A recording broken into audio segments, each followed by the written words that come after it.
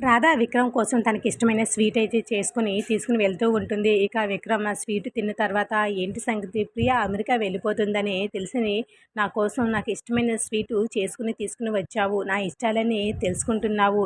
కేవలం ఇది తిండి వరకైనా లేదా నార్మల్‌గా చేసుకుని తీసుకొచ్చావా? లేదా అంతకు మించి నన్ను ఇంకా ఏమైనా ఇష్టపడుతున్నావా? నా ఇష్టాలు తెలుసుకొని నన్ను ప్రేమించడం కానీ చేస్తున్నావా? చెప్పు అనేసి అలాంటి డౌట్ గానీ నీ మనసులో గానీ వచ్చినా సరే అలాంటివన్నీ నువ్వు వదిలేసుకో. అలాంటివన్నీ నా దగ్గర అస్సలు వర్కౌట్ అవ్వవు అనేసరికి చాలా కోపంగా చూస్తూ ఉంటుంది. అక్కడున్న రాధ అయితే అవును.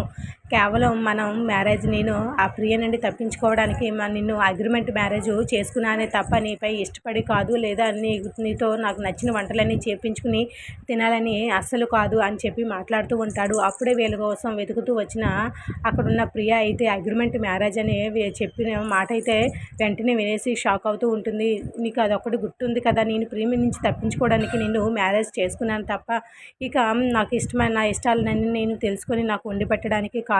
లేదా నువ్వు నన్ను ప్రేమించి నాకు మంచి భార్యగా ఉంటావని అస్సలు కాదు. ప్రియపై నాకు ఇష్టం లేదు. అందుకే తనని అడ్డు తప్పించుకోవడానికి నిన్ను అగ్రిమెంట్ పేరుతో పెళ్లి చేసుకున్నాను. నువ్వు నా ఇష్టాలు తెలుసుకొని నాకు వండి పెట్టాలని అస్సలు కాదు అని చెప్పి మొహమాటం లేకుండా విక్రమ్ అయితే తన రాధతో చెప్పేస్తూ ఉంటే అప్పటి వరకు హ్యాపీగా ఉన్న ఒక్కసారిగా విక్రమ్ మాటలు విన్న తర్వాత రాధ అయితే చాలా బాధగా మారిపోతూ ఉంటుంది. తనైతే ఎప్పుడు కూడా అలా ఆలోచించుకు నన్ను ప్రేమించాలని చూడకు, నా ఇష్టాలు తెలుసుకోకు, నాకు నచ్చినవన్నీ వండి పెట్టకు, నీ లిమిట్స్లో నువ్వు ఉండు అని చెప్పి క్లియర్ కట్గా చెప్పేస్తూ ఉంటే అప్పుడు అలా మాటలన్నీ వింటున్న ప్రియకైతే గట్టిగా షాక్ తగులుతూ ఉంటుంది.